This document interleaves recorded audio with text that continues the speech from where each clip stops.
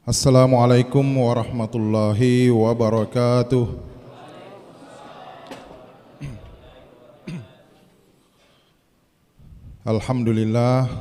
Alhamdulillahillazi hadana lihaza wa ma kunna linahtadiya law an hadanallah. Wassalatu wassalamu ala Rasulillah Sayyidina Maulana Muhammad ibn Abdullah wa ala alihi wa sahbihi wa wala, amma ba'd. Hadirin hadirat jamaah Isya dan insyaallah jamaah taruh yang dimuliakan oleh Allah Subhanahu wa taala. Pada suasana seperti ini tentu tidak ada kalimat yang paling pantas untuk senantiasa kita ucapkan melainkan kalimat syukur, yaitu kalimat alhamdulillah. Kalimat alhamdulillah adalah kalimat syukur yang memang langsung diajarkan oleh Allah Subhanahu wa taala kepada kita. Karena menurut ulama, kalau kita sendiri yang mau membuat kalimat, memformulasi kalimat yang pantas untuk dipakai bersyukur dengan banyaknya nikmat Allah Subhanahu wa taala yang diberikan kepada kita, maka tentu kita tidak akan menemukan kalimat yang pas. Bahkan kalau kita berkumpul menyusun satu kalimat, boleh jadi yang jadi hanyalah proposal. Tapi karena Allah sayang kepada kita, tidak perlu kita menggunakan kalimat yang panjang. Allah langsung ajarkan kalimat syukur yang pas untuk mensyukuri nikmat Allah. Cukup dua kata, alhamdulillah. Bahkan ketika kita mengucapkan alhamdulillah, lagi-lagi Allah memberinya balasan yang luar biasa. Dalam hadis dikatakan wa kalimatu alhamdulillah tamlaul mizan. Sekali kita baca kalimat alhamdulillah, ya kita baca alhamdulillah itu pahalanya tamlaul mizan, penuh dengan timbangan amal kita. Kalau ditambah lagi wa subhanallah walhamdulillah tamla'ani ma bainas samawati wal ard. Kalau kita baca subhanallah walhamdulillah, seandainya kita lihat pahalanya itu, kata Nabi, itu penuh antara langit dan bumi. Jadi itu juga yang dimaksud dengan la in syakartum la azidannakum. Kalau kalian pintar bersyukur, maka saya akan tambahkan. Apa yang ditambahkan? Boleh jadi rezekinya ditambahkan. Kalau bukan volumenya ditambahkan, ya bisa jadi berkahnya atau pahalanya yang dilipat gandakan, seperti itu. Jadi mari kita selalu bersyukur kepada Allah Subhanahu wa taala. Karena memang Allah sendiri mengatakan wa qalilum min ibadiyas syakur. Sedikit saja hambaku yang pintar bersyukur. Jadi Allah sudah menyatakan seperti itu. Makanya ada ulama kalau berdoa mengatakan Allahumma ja'alni minal qalilin. Ya Allah, jadikanlah aku di antara kaum yang sedikit. Apa itu kaum sedikit? Kaum yang pintar bersyukur itu. Yang pintar bersyukur. Iblis sendiri ketika sudah dinyatakan masuk neraka, kekal di dalam neraka, dia kan minta meminta permohonan kepada Allah, mengatakan wa anzirni ila yaumi yub'atsun. Ya Allah, berilah aku umur yang panjang sampai hari kebangkitan. Jadi sampai hari kiamat. Jadi umurnya iblis sampai hari kiamat. La ughwiyannahum ajma'in, saya akan menggoda anak cucu Adam itu semuanya, saya akan goda semuanya. Lalu kemudian wala tajidu aktsarahum syakirin, dan engkau ya pasti tidak akan mendapati hambamu itu banyak yang bersyukur. Jadi memang tidak banyak orang yang pintar bersyukur. Oleh karena itu kita yang memahami hal ini harus selalu bersyukur supaya kita termasuk golongan yang sedikit ini, golongan yang pintar bersyukur. Kita hadir di sini itu karena kesyukuran kita kepada Allah Subhanahu wa taala. Betapa banyak orang yang mengaku muslim, mengaku beriman, mendapatkan Ramadan seperti ini harusnya disyukuri. Disyukuri dengan cara apa? Dengan cara meramaikan masjid, terutama di saat-saat seperti ini. Tapi yang kita lihat apa yang ramai? Yang ramai itu adalah tempat perbelanjaan. Yang ramai adalah kafe-kafe. Yang ramai adalah tempat-tempat hiburan. Kalau kita di Makassar luar biasa. Malam keberapa kemarin saya hampir terlambat ceramah di Makassar. Karena saya dari Perintis mau tembus ke Hertasning, ada jadwal di perumahan Narupala. di Hertas ini kena macet di tempat-tempat kuliner, tidak bisa jalan mobil. Saya sudah hampir chat pengurus masjid bilang, saya tidak bisa dapat ini, tapi saya serahkan saya kepada Allah, saya bergerak saja, akhirnya ternyata saya dapat. Jadi memang saya bilang kalau ini manusia-manusia ini semuanya masuk ke dalam masjid, tidak ada masjid yang kosong. Tidak ada yang masjid yang kosong, begitu luar biasanya banyak orang. Tapi ternyata ketika sampai di masjid, hanya setengah masjid yang terisi. Tidak tahu kemana mereka semua. Jadi itu memang membuktikan bahwa wa qalilum min ibadiyasy syakur, kata Allah, itu memang sedikit hambaku yang pintar bersyukur. Oleh karena itu mari kita manfaatkan yang menyadari hal ini, ya selalu bersyukur kepada Allah Subhanahu wa taala dengan menghidupkan malam-malam Ramadan. Menghidupkannya dengan cara apa? Dengan amal-amal ibadah. Apakah itu tarawih, bacaan-bacaan Al-Qur'an, dengan ataukah kajian-kajian keagamaan ataupun hal-hal yang bermanfaat yang lain. Itu yang penting, karena Ramadan itu bukan hanya puasa, tapi sangat dianjurkan untuk menghidupkan malamnya. Man shoma Ramadana itu kan puasanya, man shoma Ramadana imana wa ihtisaban ghufira lahu ma taqaddama min zambi. Siapa yang berpuasa di siang harinya itu diampuni dosa-dosanya. Tapi ada juga hadis yang lain, man qama Ramadana imana wa ihtisaban ghufira lahu ma taqaddama min zambi. Siapa yang menghidupkan malamnya dengan ibadah-ibadah, salat, terutama salat tarawih. Ini salat tarawih ibadah yang sangat spesial. Ini ibadah yang spesial Ramadan. Kalau Bapak Ibu mau tarawih di luar Ramadan tidak mungkin. Biar kita sepakat dengan pengurus masjid, ayo kita buat acara tarawih. Tidak bisa. Karena ini adalah ibadah khusus hanya untuk Ramadan. Jadi kita manfaatkan. Kita panggil keluarga kita, karena itu kebiasaan Nabi, dibangunkan keluarganya untuk menghidupkan malam Ramadan. Jadi hadirat yang dimuliakan oleh Allah Subhanahu wa taala. Ramadan tinggal sedikit lagi. Malam ini sudah malam 19. Ya. Kalau kita masih diberi panjang umur, insya Allah 11 malam lagi. Itu tidak lama, tidak terasa. Coba ini 19 hari ini, 19 malam, ini kita lalui tanpa terasa. Betul tanpa terasa? Kalau tanpa terasa berarti tidak puasa. Maksudnya tanpa terasa itu memang cepat ya, cepat dirasa. Meskipun di siang harinya kita kelaparan, lapar, loyo, bukan berarti tanpa terasa kita tidak merasa puasa ya. Tapi karena begitu orang beriman menikmati, kita menikmati ibadah ini sehingga berlalu terasa begitu cepat. Cepat sekali berlalu dirasa. Jadi itu maksudnya bukan berarti tidak merasakan lapar. Karena memang ada juga orang yang berlalu hari Ramadan betul-betul tanpa terasa. Kenapa tanpa terasa? Karena memang tidak dirasakan ada yang namanya Ramadan. Ada juga seorang seperti itu. Dia tidak merasa seperti ada Ramadan. Kenapa? Karena siang hari semua orang berpuasa, dia tetap makan, minum seperti biasa. Meskipun dia kemana-mana pakai songkok. Banyak kan begitu modelnya. Ramadan itu seolah hanya simbolisme. Simbol. Yang penting Ramadan ikut-ikut ambil songkok, pakai songkok kemana-mana tapi tetap merokok. Nah, itu seolah-olah Ramadan hanya simbol pakaian. Ya. Itu yang menjalani Ramadan tanpa terasa, betul-betul tanpa terasa. Nah, kita alhamdulillah tanpa terasanya itu karena kita menikmati. Jadi mari kita nikmati ini dan kita manfaatkan yang tersisa. Syukuri apa? Syukuri yang karena kita masih diberi umur untuk menikmati. Dan kita berharap mudah-mudahan umur itu terus dipanjangkan untuk sampai akhir Ramadan, bahkan sampai kita berharap akan sampai Ramadan berikutnya. Kita masih berharap akan mendapatkan beberapa Ramadan sebelum kita bertemu dengan Allah Subhanahu wa taala. Jadi syukur ini penting sekali Bapak Ibu yang dimuliakan oleh Allah Subhanahu wa taala. Karena memang terkadang sifatnya manusia itu modelnya seperti itu, dan itu memang dikatakan oleh Allah Subhanahu wa taala dalam Al-Qur'an. Wa iza rakibu fil fulki da'awullaha mukhlishina lahuddin.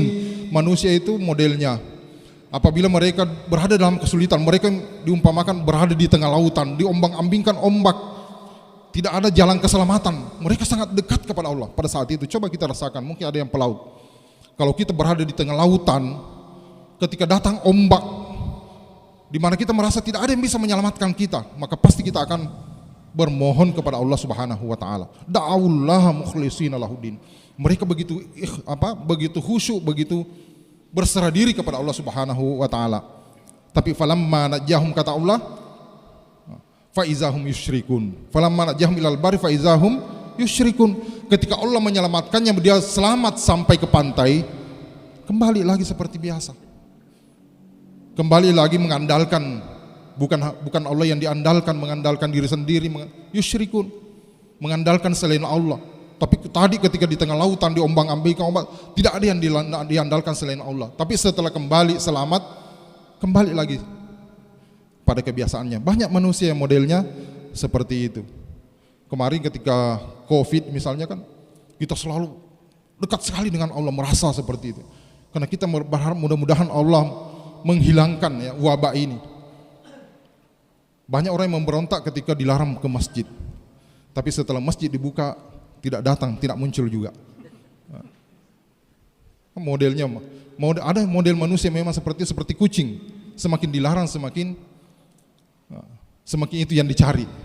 Jadi barangkali memang kita mau dilarang terus supaya kita memberontak untuk masuk. Jadi hadirin hadirat yang dimuliakan oleh Allah Subhanahu wa taala. Ini nikmat Allah luar biasa banyaknya. Kita harus memang selalu berusaha untuk selalu melakukan introspeksi, melakukan perenungan bahwa betapa banyak nikmat Allah yang kita nikmati. Ketika mata kita masih bisa berkedip dengan normal, itu kan nikmat yang luar biasa. Kalau mata itu sudah tidak bisa berkedip, itu luar biasa sakitnya. Bahkan dikatakan oleh dokter kalau sampai 10 menit tidak berkedip itu bisa mengeluarkan darah. Tapi ternyata mata kita masih bisa berkedip dengan normal. Ketika nafas kita masih mengalir, masih normal, itu luar biasa, nikmat yang luar biasa. Kadang kita lupa untuk mensyukurinya. Padahal kalau kita melihat orang yang sesak nafas, coba bagaimana tersiksanya itu orang yang sesak nafas. Kemarin waktu COVID kan banyak orang yang sesak nafas. Itu tersiksa sekali orang. Tapi kita alhamdulillah, ini kita alhamdulillah, kita masih bisa, nafas kita masih normal. Ada seorang tua, ya ini cerita. Ada orang tua tiba-tiba dia kena sesak nafas. Ketika dia kena sesak nafas dilarikan ke rumah sakit. Di rumah sakit dikasih bantuan pernafasan, dikasih oksigen. Ya, setelah beberapa hari dirawat, akhirnya dia pulih kembali, sembuh dan dibolehkan kembali ke rumah. Ketika dia akan pulang itu dikasih nota rumah sakit berapa yang harus dia bayar. Ya tertulis di nota itu ya katakanlah 5 juta. 5 juta dia bayar. Ketika melihat nominal yang harus dibayar itu, orang tua ini langsung menangis, terseduh-seduh, menangis. Kenapa dia menangis? Ditanya sama petugas rumah sakit, kenapa Anda menangis? Apakah tidak sanggup bayar nota ini? Dia mengatakan, bukan saya tidak sanggup bayar, biar 10 kali lipat ini saya bisa bayar, karena bukan orang miskin. Biar 10 kali saya bisa bayar. Tapi yang saya bayangkan adalah, saya 5 hari dirawat di rumah sakit, dikasih oksigen, ternyata bayarannya luar biasa sampai 5 juta. Bagaimana seandainya umur saya yang sudah 60 tahun ini, Allah menuntut saya untuk membayar semua oksigen yang pernah saya hirup. Sanggupkah saya membayarnya? Dengan apa akan saya bayar? Kalau seandainya nanti kita di hari, dan itu pasti akan dituntut di hari kemudian kalau kita tidak menjadi bagian dari hamba Allah yang diridai. Pasti semuanya akan dituntut itu. Semua yang kita nikmati itu akan dituntut. Berapa oksigen yang kamu hirup ketika di dunia? Bayar. Dengan apa akan dibayar? Itu dia membuat dia menangis. Berapa yang harus saya bayar seandainya Allah nanti menuntut saya? Jadi ini yang harus kita renungkan. Betapa banyak nikmat. Bagaimana kalau kita nanti disuruh bayar sewanya ketika kita hidup di dunia ini?